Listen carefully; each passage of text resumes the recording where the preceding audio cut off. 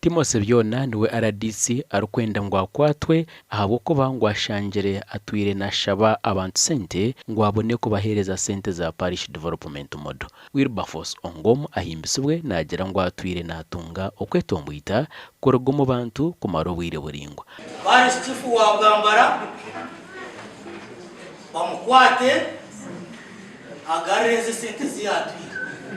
Ekyakabiri bakora Bwambare now instructing this parish chief must be arrested. RDC Ongom ayongire yajumira ibikorwa by'ubushomankuzi ngo kandi ayesere parish chief mu rukiko yayanga kurwijamo. Bamwe ahabatura nabebembezi hine ebagambere bitungwe cyo busasi sente za PDM zikabanza kutwarwa bagigabonka. Nande kubuza hati kireba mukari aba bantu bari kwegesa aba bantu ba group bagaruka yo bagambire abenyuma ninga tureka habo tubashwazi.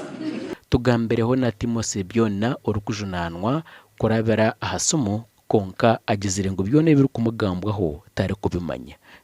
Byone Nenko muntu kutambuliraho konka no manya kubikuzo mu side ya politicians kiba kibi bagamba buri kimwe cyone kibabona neki yahurira bose bakabanza no kukibanza bakacimanya je bakabona kukigamba konka sinko bimanya nyawe Gashakwa Dan Basubi.